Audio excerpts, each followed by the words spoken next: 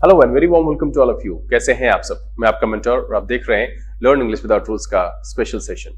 ये वही special session है जो एरर स्पॉटिंग के प्रीवियस ईयर क्वेश्चन पर आधारित है, जिसके अब तक 42 सेशंस आपके सामने पहुंचाए जा चुके हैं। उम्मीद करता हूं कि इन 42 सेशंस ने आपका नजरिया जो एरर स्पॉटिंग के प्रति कभी हुआ करता था बदला होगा और आपकी एरर स्पॉटिंग की समस्या को कम करने में भी सफल रहा होगा। आज मैं यहां पर इस घोषणा जो मैंने कहा था कि प्रीवियस ईयर के 1999 से लेकर के अब तक के जितने भी क्वेश्चंस हैं, तो जैसा कि आपको पता है कि 2016 के बाद क्वेश्चन की अवेलेबिलिटी ढंग से नहीं है। जैसे ही वो होगी मैं उसके बाद फिर उसे आगे कंटिन्यू करके समाप्त कर दूंगा। लेकिन अभी आज जो मैं सेशन लेकर आया हूं ये इस श्रृंखला का सेकेंड लास्ट एपिसोड होगा। जी हां, मैं आज यहां पर उपस्थित हुआ हूं सेट 43 के साथ। इस एपिसोड में हम देखेंगे कि सेट 43 में मौजूद सभी 15 क्वेश्चन के आंसर क्या है, उसके पीछे कौन कौन से ग्रामेटिकल नॉर्म्स लगे हुए हैं। जैसा कि आपको पता है कि इन पिछले 2-3 एपिसोड से जो मैं एक विशेष तरीके से आपके सामने जो है ये सेशन लेकर के आता हूं, जिसमें मैं हर एक बात, हर एक लाइन में क्या कही गई है, कोई पिछला नॉर्म्स है जिसे मैं ऑलरेडी पढ़ा चुका हूं, मैं उसको भी बताता हूं। साथ में जो नए वर्ड्स आते हैं उसकी मीनिंग मैं आपके सामने रखता हूं।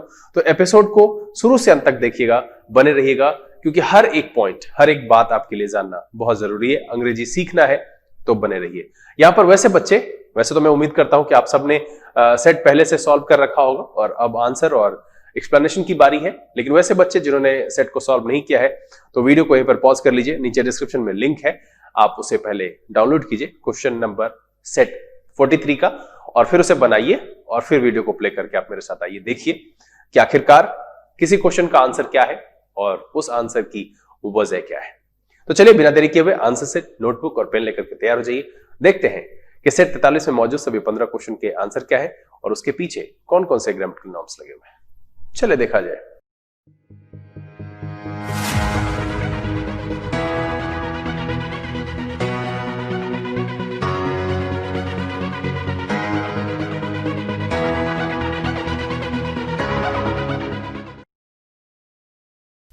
आइए हम आज के सेशन की शुरुआत करते हैं और देखते हैं कि सेट 43 में मौजूद सभी 15 क्वेश्चन के आंसर क्या है और उसके पीछे कौन कौन से ग्रामेटिकल नॉर्म्स लगे हुए हैं। इन दिनों जो नए पैटर्न पर सेट्स आ रहे हैं उसमें जो भी वर्ड्स कठिन होते हैं मैं उनकी मीनिंग आपके सामने रख देता हूं।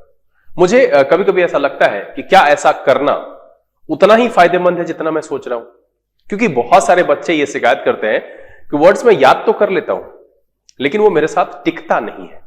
तो सबसे पहले तो मैं ये कहूंगा कि आप उसको प्रैक्टिस करते रहें अपने यूज में। जो पुराने वर्ड्स आप उसके लिए यूज करते थे उसकी जगह इन नए शब्दों को आप यूज कर सकते हैं। एक तो ये रही बात, इससे भी वो आपके जहन में रह जाएगा। दूसरा एक तरीका है कि उम्मीद करता हूं किसी एक नोटबुक पर प्रॉपर आपने हर सेट का आंसर किया होगा और उसी जगह पर आपने पॉइंट्स भी लिखे होंगे। तो उस नोटबुक के पेज का जो शीर्षक वाला हिस्सा होता है वो अक्सर खाली रहता है। इन वर्ड्स के लिए आपको कोई नई तैयारी नहीं करनी है। आप उस वर्ड्स को उस शीर्षक वाले हिस्से में लिखिए और 2-3 बार रिवीजन करके, दोहरा करके उसको बंद कर दीजिए। जब आप नेक्स्ट डे नया सेट करने के लिए आएंगे तो बस आपको इतना ध्यान रखना है कि उस पर नजर डालते हुए चले जाना है। यह प्रक्रिया 7 दिन, 10 दिन, 15 दिन करेंगे, धीरे धीरे वर्ड्स बढ़ता जाएगा, 10 से 15 मिनट का समय आपका जाएगा। लेकिन ऐसा करने से वो वर्ड्स आपके लिए बहुत ही आसान हो जाएगा और लंबे समय तक टिक भी पाएगा। वैसे बच्चे जिनके पास कोई इससे ज्यादा प्रभावी तरीका है, जरूरी नहीं है कि आप मेरे बात को अपनाएं, आप अपने तरीके से वर्ड्स याद करते रहे, क्योंकि ये बहुत जरूरी है। वर्ड्स की मीनिंग आपको पता है तो कहीं ना कहीं आप आधा सेंस किसी पैराग्राफ का या किसी इंग्लिश सेंटेंस का निकाल सकते हैं। चलिए यहां पर सेशन की शुरुआत करते हैं और शुरू करने से पहले जो लोग इस चैनल पर नए हैं, चैनल को सब्सक्राइब कर लीजिएगा, बेल आइकन जरूर प्रेस कीजिएगा ताकि ऐसे अपलोड की गई वीडियोस की नोटिफिकेशन आपको मिले और आपका कोई भी सेशन मिस ना हो। चलिए आज के सेशन का जो पहला सवाल है वो है 634, क्योंकि इससे पहले जो सेट था उसमें आखिरी सवाल था 633। चलिए देखिए क्या लिखा हुआ है, वन ऑफ। अब जरा इसकी क्वालिटी को देख लें। मैंने कहा था कि ऑफ का प्रयोग अगर हम सिलेक्शन के लिए करते हैं, मतलब किसी ग्रुप में से, तो उसके बाद जो नाउन या प्रोनाउन आता है ये क्या होता है? प्लूरल होता है। तो देखिए यहां पर ये प्लूरल है और सरलिस्ट का मतलब होता है अद्भुत, या आप इसको कह सकते हैं अति यथार्थ वादी। क्योंकि इसमें आईएसटी लगा हुआ है ना, इसीलिए यहां पर वादी जुड़ा। यथार्थ का मतलब रियल से होता है और अति का एक्सेसिव में इंग्लिश कहते हैं उसको। अब यहां पर तो ये प्लूरल में है। अब जरा इसको देखिएगा ग्रेटेस्ट को, ये क्या है कि ये एडजेक्टिव है लेकिन किस डिग्री का? सुपरलेटिव डिग्री का। अब सुपरलेटिव डिग्री की थोड़ी खासियत समझिए। वैसे आप सब जानते होंगे, एक पॉजिटिव, दूसरा कंपैरेटिव और तीसरा सुपरलेटिव। जो वर्ड मुझे दिया गया है यहां पर वो है ग्रेट, दूसरा है ग्रेटर और तीसरा है ग्रेटेस्ट इसका। और ये शब्द जो ग्रेटेस्ट है वो मुझे दिया गया है। अब इस सुपरलेटिव डिग्री के शब्द की जो वैल्यू होती है वो एक ही होता है। दायरा कितना भी बड़ा या कितना भी छोटा हो सकता है। मतलब यह है कि वो क्लासरूम का हो सकता है, जिला का हो सकता है, राज्य का हो सकता है, गांव का, देश का हो सकता है। दायरे कितने भी छोटे या बड़े हो सकते हैं, बट वो होगा एक। तो यहां जब ग्रेटेस्ट लगा रहे हैं तो क्या ये लगाना फिर सही है? और क्या उसमें से ये सिलेक्शन करना सही है? नहीं ना, ये तो गलती हो गई। यहां पर ग्रेटेस्ट नहीं लिखा जा सकता है। क्या होगा? तो यहां पर आप इसको रिप्लेस करेंगे, ये गलत है। इसकी जगह पर अगर आप ग्रेट लिख देते हैं तो हो सकता है कि वो एक से ज्यादा हो। सबसे महान, सबसे बेहतर, सबसे लंबा या सबसे छोटा, ये एक ऐसा एक्सप्रेशन है जो कि एक ही होता है, यूनिक। तो इसीलिए यहां पर इस तरह का प्रयोग करना गलत है। हम उसे हटा देंगे, रिप्लेस करेंगे ग्रेट से और तब जाकर के इसका जो आंसर हो जाएगा वो हो जाएगा ए। क्लियर है? कोई दिक्कत नहीं। सबसे पहले तो पहला पॉइंट आया कि इस तरीके का प्रयोग हो ऑफ का सिलेक्शन के लिए। ठीक है, मेनी ऑफ भी लिख सकते हैं, यहां पर कोई दिक्कत नहीं है। या कोई किसी का 4 ऑफ माई फ्रेंड्स लिख सकते हैं, कि दोस्तों में से 4। सिलेक्शन किसी भी प्रकार का हो सकता है, लेकिन आगे जो है ये नाउन प्रोनाउन प्लूरल होना चाहिए, ये मैंडेटरी है। चलिए, उम्मीद करते हैं अच्छे से समझ में आ गया होगा। इस सेट में जो आपको मैंने प्रोवाइड किया है, कुछ एक जगह पर प्रिंटिंग मिस्टेक है, जरा उसको सुधारते हुए चलेंगे आगे की तरफ। तो देखिए यहां जो लिखा हुआ है ना ओमेन, इस जगह पर साइन ऑफ इंटेरोगेशन मिसिंग है। सोर्स में ये SBI PO phase 1 online exam 3/7/2016 की बात है और वहां पर इसमें साइन ऑफ इंटेरोगेशन है जो कि प्रिंटिंग मिस्टेक है। अब देखिए इंटेरोगेशन का क्या मतलब है? इंटेरोगेशन का मतलब है क्वेश्चन, और ये मेरे पास दो तरह का होता है। एक होता है यस नो क्वेश्चन, जिसका क्या स्ट्रक्चर है? स्ट्रक्चर है पहला हेल्पिंग वर्ब, है ना? क्या है? हेल्पिंग वर्ब प्लस सब्जेक्ट, फिर नॉर्मली आप जानते ही हैं, और फिर लास्ट में साइन ऑफ इंटेरोगेशन। मतलब यह है कि असर्टिव के सेंटेंस में से हेल्पिंग वर्ब उठा के बाहर अगर हम कर देते हैं तो वो आपके यस नो क्वेश्चन में चेंज हो जाता है। दूसरा है WH क्वेश्चन, इसमें कुछ नहीं, यस नो वाले स्ट्रक्चर में WH word plus helping verb plus subject plus ये आगे की तरफ और साइन ऑफ इंटेरोगेशन। इस पर विशेष जानकारी अगर आपको चाहिए तो टाइम एंड टेंस के प्लेलिस्ट में चले जाइए, वहां पर आपको सारी जानकारी मिल जाएगी। तो उस लिहाजन यहां एक हेल्पिंग वर्ब होना चाहिए, तभी तो यह सही होगा। अगर हेल्पिंग वर्ब पहले नहीं है तो गड़बड़ हो जाएगी। तो यहां क्या हो जाएगा? इन नहीं इज होगा। अब देखिए इस प्लस का क्या मतलब है। एक बार पिछले क्वेश्चन पर चले जाए, क्योंकि वहां पर मैंने वर्ड शायद लगता है छोड़ दिया है। देखिए एक जो कॉन्क्विस्टडोर है ना, इसका मतलब होता है एन एडवेंचरर। ठीक है, ये एडवेंचर जिसको पसंद होता है, एडवेंचर करने वाले को एन एडवेंचरर कहते हैं। ये स्पेनिश एक कॉन्क्वेस्ट को लीड करने वाले थे उस समय में, मैक्सिको और पेरू के लिए। 16th सेंचुरी की बात है, तो उसे कहते थे उस समय में कॉन्क्विस्टाडोर। लेकिन आजकल जो ये वर्ड यूज करते हैं एन एडवेंचरर के लिए। बाकी अल्टीमेट का मीनिंग आप जानते हैं, परफेक्ट का मतलब आप जानते हैं। चलिए हम अपने सवाल पर वापस आते हैं। जो सवाल है दूसरा कि प्लस का मतलब जो है प्रचुरता से आप ले सकते हैं। किस सेंस से ले सकते हैं? प्रचुरता से। ओमेन का मतलब होता है सगुन से, पूर्व सूचना से, या फिर संभावना से। इस सेंस में आप इसका प्रयोग कर सकते हैं। तो यहां पर देखिए अगर आप इसको इस इज को अंदर लिखेंगे तो क्या कहेंगे? The plus property is a, यहां पर प्रयोग होगा ये। तो चूंकि साइन ऑफ इंटेरोगेशन एंड में है, इसीलिए वहां पर इज बाहर में प्रयोग हुआ और इसीलिए जो इस सवाल का भी जवाब है वो है ए। मैं समझता हूं कि क्वेश्चन में थोड़ी सी जो गड़बड़ी हुई है यहां पर, चूंकि साइन ऑफ इंटरोगेशन नहीं है तो आपको समझने में हो सकता है कि गड़बड़ी हुई हो और आपका आंसर भी गलत हो गया हो। चलिए अगला सवाल देखा जाए। कह रहा है अ गैंग वॉर। अब गैंग का मतलब गुट से होता है, वॉर का मतलब जानते ही हैं, लड़ाई झगड़ा युद्ध से ले सकते हैं। Inside the high security jail resulted, इसका मतलब परिणाम होता है, in 4 under trials. Under trials का मतलब है कि जिस पर कोई भी मुकदमा चल रहा हो, उसकी सुनवाई हो रही हो। Being rust for the hospital. अब देखिए रस्ट के साथ टू प्रेपोजिशन का प्रयोग किया जाता है। ये जो यहां पर प्रयोग किया गया है ना, ये गलत है। रस्ट के साथ टू प्रेपोजिशन का इस्तेमाल किया जाता है कि a gang war inside the high security jail resulted in 4 under trials being rushed to the hospital, और तब जाकर के ये सही होगा। ध्यान रखेंगे, बड़ा ही आसान है। इसका भी जो आंसर हो गया वो क्या हो गया, डी हो गया। क्या करेंगे, ध्यान रखना है कि रस के साथ जो है टू, और तेजी से भागना की तरफ, उधर दौड़ने की तरफ, रस करने का मतलब उसी सेंस में आता है। चलिए अगला सवाल देखा जाए। सवाल नंबर 37 क्या कह रहा, देखिए द म्यूजियम सफर्ड, और सफर का मतलब पीड़ित होना या फिर उसको झेलना या उस पर बीतना, इस सेंस में लेते हैं। सीवर ये एक एडजेक्टिव है, ठीक है। और ये देखिए अगर हम डैमेज को वर्ब ले लें, ठीक है, ये माने कि डैमेज एक वर्ब है, तो इसका जो पास्ट पार्टिसिपल होगा डैमेज्ड, और ये एक एडजेक्टिव की तरह काम करता है। तो यहां एडजेक्टिव के बगल में एडजेक्टिव नहीं लिख सकते। इसको अगर हम नाउन बना करके डैमेजेस कर दे तो उसका मतलब होता है हर जाना, क्षतिपूर्ति, है ना। तो सीवर डैमेजेस, अब जाकर के ये कॉम्बिनेशन सही हो गया कि सीवर उसका जो है क्वालिफायर हो गया। आफ्टर 5 हाइड्रेंट्स, हाइड्रेंट्स का मतलब होता है नल का, ठीक है, नल।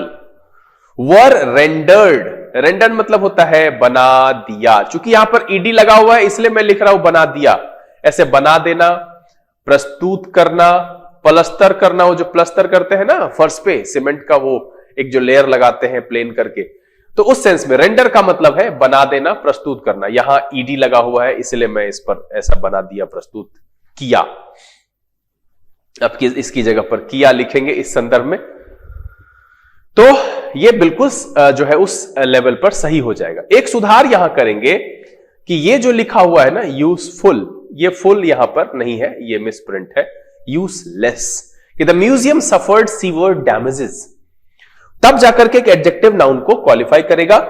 आफ्टर 5 हाइड्रेंट्स वर रेंडर्ड यूजलेस, तब जाकर के ये सही हो जाएगा, और इसीलिए जो इसका आंसर हो जाएगा वो हो जाएगा बी। चलिए अगला सवाल देखा जाए। सवाल नंबर 38 क्या कह रहा है, देखिए सवाल नंबर 38 में कह रहा है द फेयर, फेयर मतलब होता है भाड़े से, रकम से जो वसूली जाती है। कहता है विल बी कैलकुलेटेड। अब चूंकि ये ऑब्जेक्ट पहले लिखा है, हम कैसे समझ गए, आपके मन में सवाल होगा कि सर आप ये कैसे समझ गए कि ऑब्जेक्ट पहले लिखा गया है ना। तो इसमें यह समझने वाली बात इसलिए है क्योंकि फेयर किसी के द्वारा कैलकुलेट किया जाएगा। तो यहां पर ये जो पैटर्न है, देखिए कैसा पैटर्न है, modal verb plus be plus past participle. तो ये जो पैटर्न है ये पैसिव का पैटर्न है ना। आप कह सकते हो ना the fare will be calculated by someone, तो यहां पर ये सही लिखा हुआ है on the basis of expected, मतलब उम्मीद किया जाना, एक्सपेक्ट मतलब उम्मीद करने से होता है। ट्रेवल टाइम डिस्टेंस, उसके आधार पर जो है on the basis of expected travel time distance and traffic. अब ये देखिए वेयर अप्लाइड, ये इस तरीके से लिखना यहां पर गड़बड़ है सीधे सीधे। इसको दो तरीके से लिख सकते हैं आप, इसे या तो एप्लीकेबल कर लो तो भी ये सही हो जाएगा, या आप इसे इट इज अप्लाइड लिख दो तो भी ये सही हो जाएगा। ठीक है, क्या करेंगे, the fare will be calculated on the basis of expected travel time distance and traffic where applicable, या नहीं तो traffic where it is applied, तब जाकर के बिल्कुल सही हो जाएगा। और ये मेंशन है किसमें? डी में। इसलिए इस सवाल का जो आंसर हो गया वो क्या हो गया? डी हो गया। चलिए अगला सवाल देखा जाए, 39वां। क्या कह रहा है देखिए, बड़ा ही आसान सा ये सवाल है। सवाल कह रहा है जूनियर कॉलेजेस। कॉलेजेस क्या है? प्लूरल। तो आपको पता है कि अगर आपका सब्जेक्ट प्लूरल है तो उसके साथ वर्ब भी प्लूरल होना चाहिए। अगर आपका सब्जेक्ट सिंगुलर है तो वर्ब भी सिंगुलर होना चाहिए। यह एक ऐसा कंसेप्ट हो गया है जो कि अमूमन सवाल में दिख ही जाता है। यहां देखिए क्या लिखा हुआ है, सीज, और ये क्या है? V5। V5 क्या होता है? सिंगुलर। और ये जो कॉम्बो है इस दोनों का, ये गलत है। हमको यहां से S हटाना पड़ेगा और इसको इंप्रूव करके C लिखना पड़ेगा कि junior colleges see marginal violations in minimum score cap. इसका मतलब सीमा से होता है। कैप का मतलब ऐसे उच्चतम सीमा तय करना, सीमा से है score cap for arts, science and commerce stream. मतलब है वो ब्रांच वाले जो होते हैं, आर्ट वाले, कॉमर्स वाले और साइंस वाले, बात उसकी की जा रही है। तो यहां ए वाले हिस्से में गड़बड़ है, ये सीज नहीं होगा, यहां पर होना चाहिए सी, और इसीलिए जो इसका आंसर हो जाएगा वो हो जाएगा ए। उम्मीद करते हैं कि ये बड़े अच्छे से आपको समझ में आ गया होगा। बड़ा ही आसान सा कंसेप्ट है यहां पर कि singular subject singular verb, plural subject plural verb. चलिए अगला सवाल देखा जाए और वो है सवाल नंबर 40।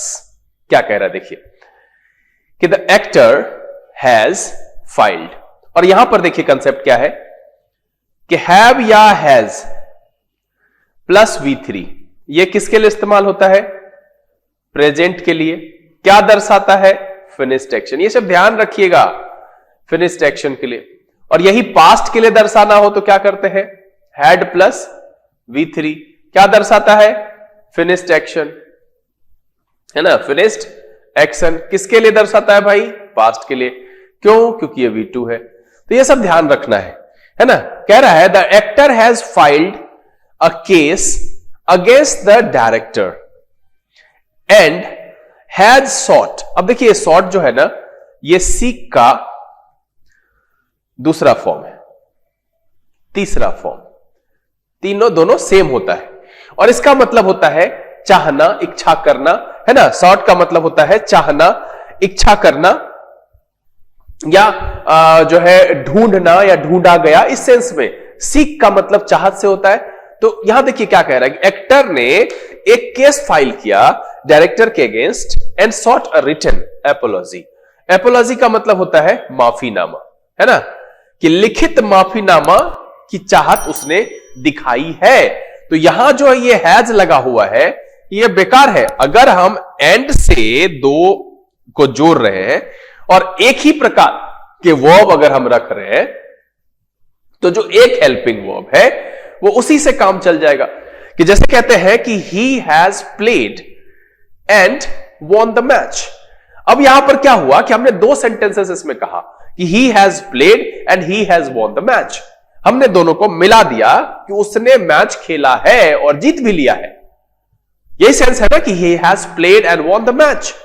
तो इसीलिए ये जो है ये बेकार का सुपरफ्लुअस है, यहां इसका कोई नहीं। इसी हैज से इसको कनेक्टिविटी मिल जाती है और इसीलिए ये मेंशन कहां है? डी में। और इसका जो आंसर हो जाएगा वो क्या हो जाएगा? डी हो जाएगा। ध्यान रखना है, seek V1, short V2, short V3, ये इस तरीके से इस्तेमाल किया जाता है।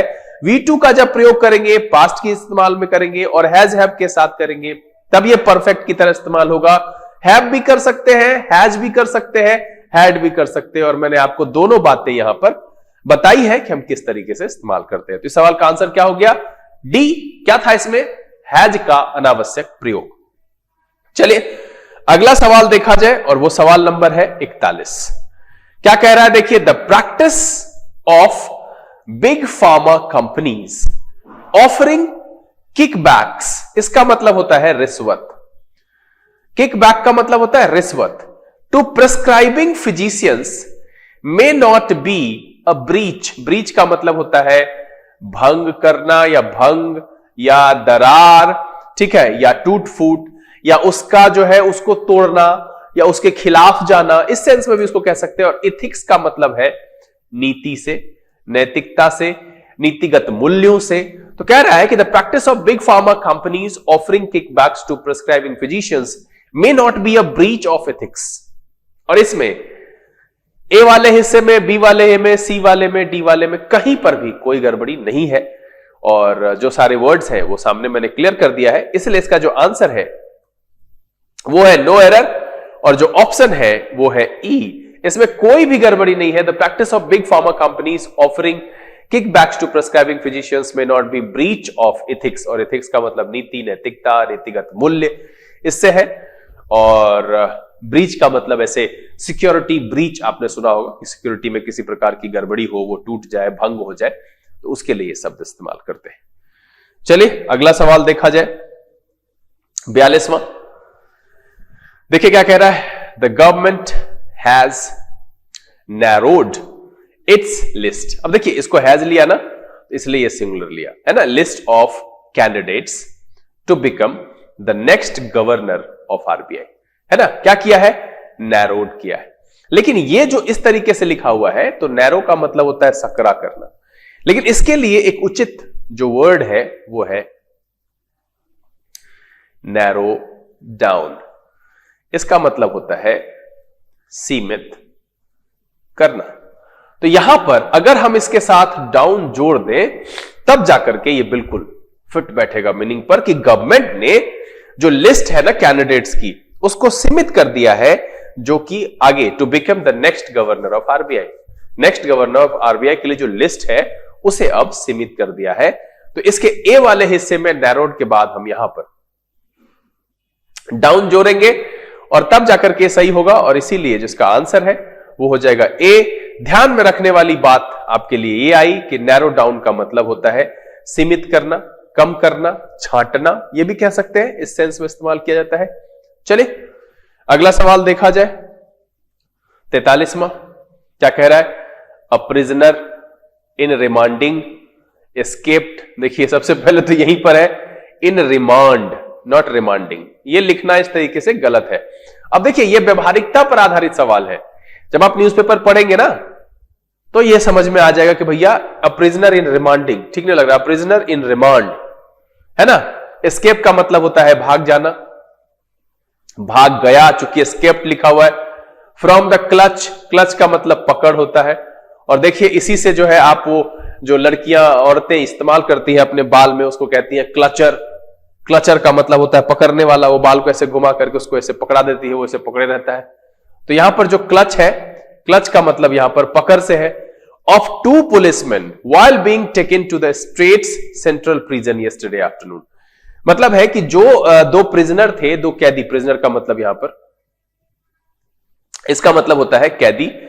तो जो दो कैदी थे जो रिमांड में थे, वो क्या हुए, भाग गए। किसके पकड़ से, दो पुलिस वाले के पकड़ से, जब उन्हें स्टेट सेंट्रल प्रिजन में ले जाया जा रहा था।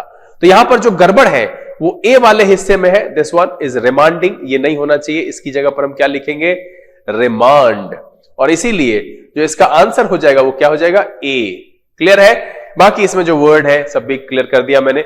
चलिए अगला सवाल देखा जाए, और सवाल नंबर है 44। क्या कह रहा है, it is difficult decades later. Decades later मतलब है कि 10 साल के बाद, to describe how shocked I was. Shocked का मतलब अचंभित होना, लेकिन नेगेटिव सेंस में। When something I took to be unquestionably true, मतलब है कि ये 10 साल पहले की बात कह रहा है। टर्न आउट, टर्न आउट का मतलब होता है पाया जाना, है ना। पाया गया, बदल गया, इस सेंस में है। उपस्थित हुआ, आया, निकला, इस तरीके के सेंस में है। तो क्या कह रहा है, it is difficult decades later to describe how shocked I was when something I had taken. क्योंकि ये पहले की बात है, हैड प्लस V3 होना चाहिए यहां पर, क्योंकि इसमें मैंने आपको क्रम बताया है कि V2 से पुरानी अगर कोई घटना आपको मेंशन करनी है तो आपने हैड प्लस V3 लिखना है। मैंने कहा था, मैंने समझाया भी है, और आप टाइम एंड टेंस के प्लेलिस्ट में इसको जाइए, जहां पर मैंने सीक्वेंस ऑफ टेंस को बताया है, टाइम गैप जो होता है उसको बताया है, कि अगर जैसे हम ये कहते हैं कि मेरे स्टेशन पहुंचने से पहले गाड़ी खुल गई, तो ट्रेन हैड स्टार्टेड क्योंकि उसमें एक समय रहा होगा, ऐसा नहीं है कि आप ऐसे खुली, तब तो वो मेरे स्टेशन पहुंचते ही खुल गई। तो दोनों में फिर टेंस चेंज नहीं करते। तो जहां पर गैप दिखता है वहां पर करते हैं, जहां नहीं दिखता है वहां पर हम नहीं करते हैं। तो ज्यादा गैप दिखे तो V2 से पीछे जाने के पर हम हैड प्लस V3 का प्रयोग करते हैं, जो कि यहां होना चाहिए और ये मेंशन है सी में, इसीलिए जो इसका आंसर है वो है सी। यहां पर क्या है, सीक्वेंस ऑफ टेंस की बात मैं करूं तो अगर हम प्रेजेंट में सिंपल ले सकते हैं, कंटिन्यूअस ले सकते हैं, इससे पुरानी घटना दर्शानी हो, प्रेजेंट की हो तो हम परफेक्ट का इस्तेमाल करते हैं, और प्रेजेंट परफेक्ट से पुरानी हो पास्ट सिंपल, पास्ट सिंपल से पुरानी हो पास्ट परफेक्ट, उससे जितनी भी पुरानी होगी सारी की सारी पास्ट के परफेक्ट में ही रखी जाएगी।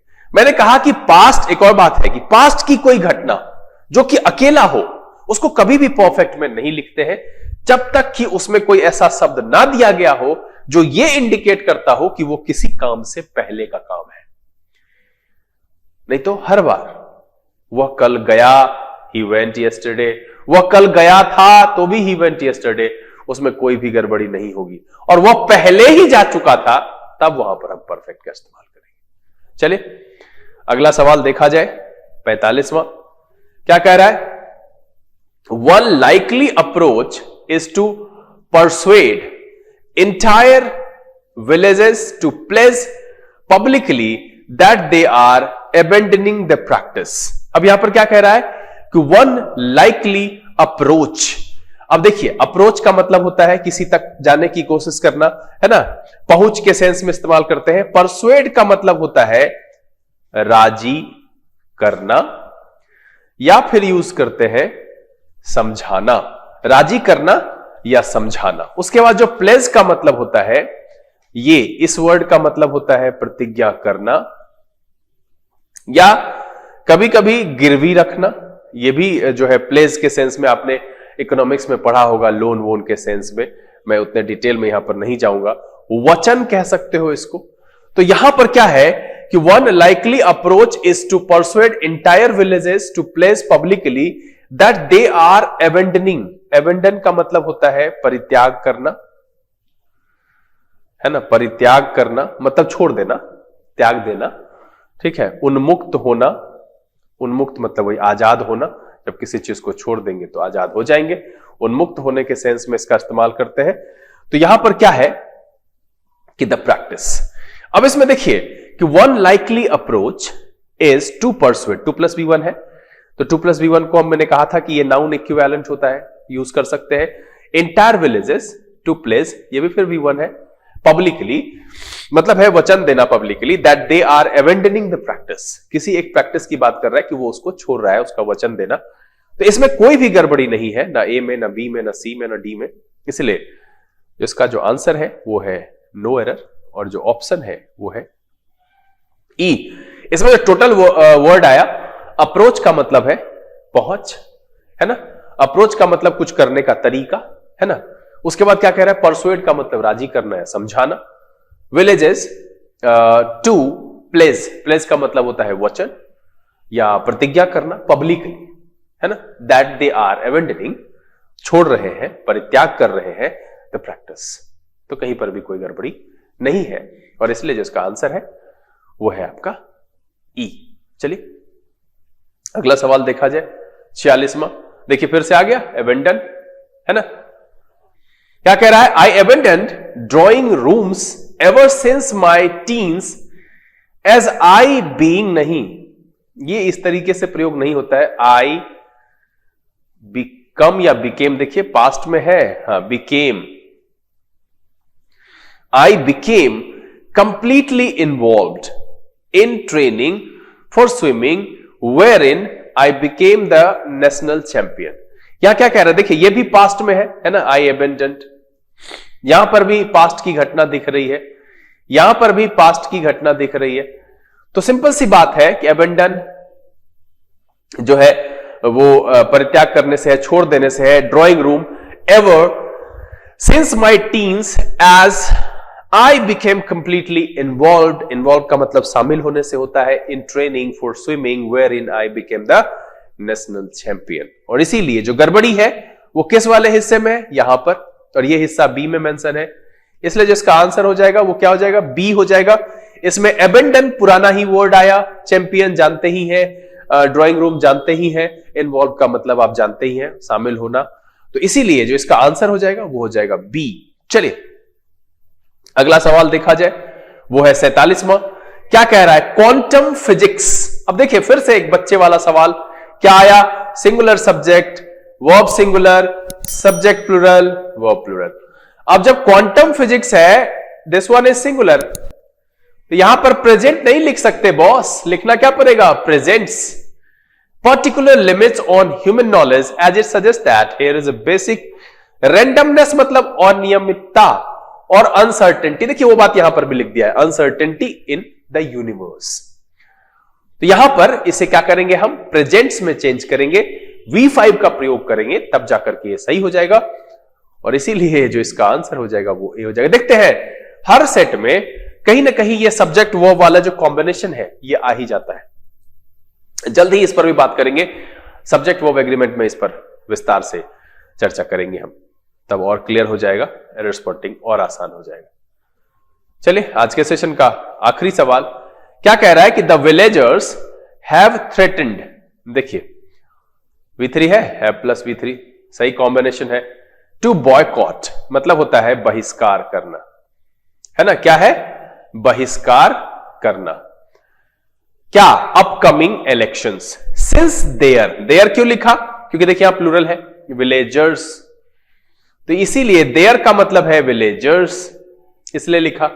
Demand have not been met, ठीक है, इवन आफ्टर, रिपीटिंग नहीं, रिपीटेड, क्योंकि देखिए इसमें क्या दिया जा रहा है कि उनके डिमांड जो है ना वो नहीं पूरे हुए, demands have not been met ever even after repeating appeals, बार बार अपील करने के बाद भी जो पहले से किया गया नहीं हुआ, कि यहां तक कि the villagers have threatened to boycott the upcoming election since their demands have not been met even after repeating appeals, और इसीलिए जो यहां रिपीटिंग है उसको हम चेंज करेंगे रिपीटेड में।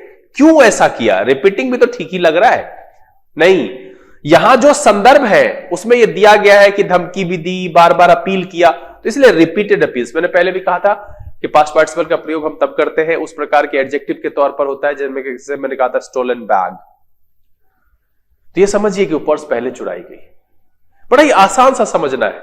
और अगर हम कहते हैं रनिंग ट्रेन, तो किसी समय में हम उसके रनिंग होने की बात कर रहे हैं।